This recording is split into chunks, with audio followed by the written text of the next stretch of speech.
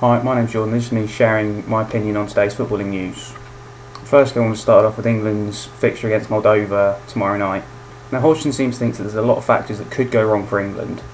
One of his concerns is what's the stadium going to be like.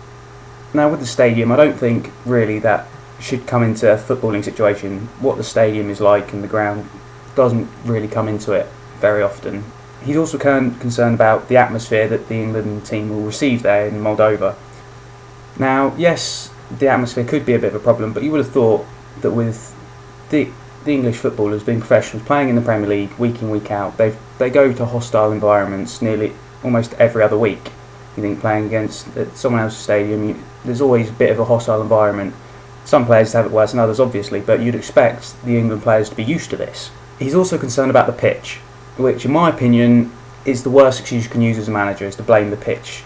Saying, the pitch wasn't up to Premier League standard, this, that and the other. They're professional footballers, they get paid to do this. You would have thought they can play on a subpar pitch. They've done it, it's not like they've played on these pitches all their life. They have played on poor pitches.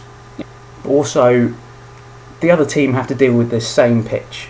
Now saying, they're used to it, this, that and the other, you cannot be used to a rubbish pitch. If it bobbles and this, that and the other, you can't predict that. Another thing he said was, how good are these players? And for me, that's stupid question. As the England manager, this is your job. You should be researching these players. It's fine going off and looking at your players, seeing who's the best, to try and pick your best 11, yes. But a lot of the time I feel this is where England go wrong, because they don't spend enough time looking at the opposition. If you look at the opposition, then you can figure out their weaknesses, their strengths, and play sort of like, you might say, well, they're not very good in the air, so I'm going to go with Andy Carroll up top. I know he's injured, but you get my point. So they're not very strong in the air, so I'm going to go with a big man up front. We're going to pump long balls up to him. Whereas if you then said, and they've got little defenders that are, quick, good on the ball, you don't want to be putting like Jermaine Defoe up against these, because they're going to kind of cancel each other out. Next thing I want to talk about was Wayne Rooney seeing himself as a central midfield playmaker type player further towards the end of his career, when he's lost a bit of that sharpness. He's quoted as saying, "Once I feel that I haven't got the sharpness needed to get away from the defenders, I'll probably drop back into the midfield for a couple of seasons so I can still influence the game." Now for me, this is not right. If he's not good enough to play as a striker, why does he think he's going to be good enough to play as a midfielder? Especially when he's lost a bit of that sharpness. Because as a central midfielder, you are going to see more of the ball. You're going to have to do a lot of different things that you would as a striker. As a striker, you sit up top. Sometimes you come deep, receive the ball, and you're running the channels, this, that and the other. It's so different for a midfielder, because you have to get back more. There's a lot more tackling, which strikers are not good at. Everyone knows this. Obviously, he'll get more touches on the ball, which I think, if he's lost that sharpness, isn't quite right.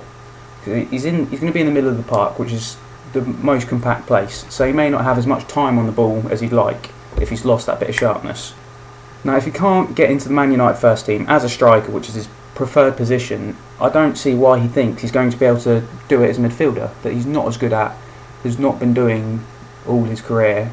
Just suddenly he seems to think, I can't be up front, I'll just drop back in the midfield. It just doesn't make sense to me. I don't think that it'll work. Finally, I want to talk about Sagna's interview in France. He said he's worried about what's happening at the Emirates and how he's expecting these big name players to leave every summer now.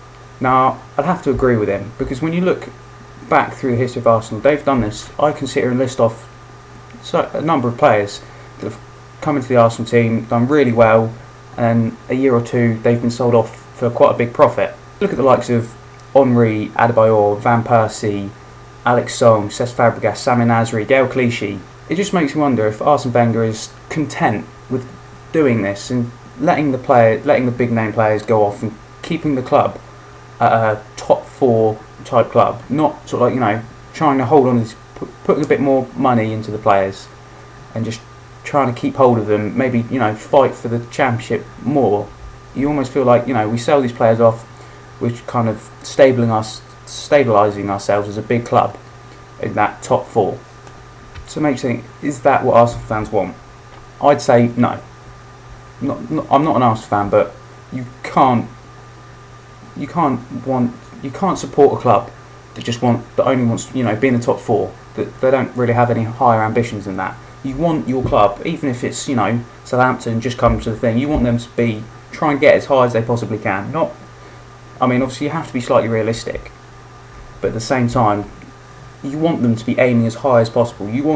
At the start of the season, you look at that and go, right, I want to be top. And if your club's not doing that, why should you support them? But that was my opinion on all of today's news.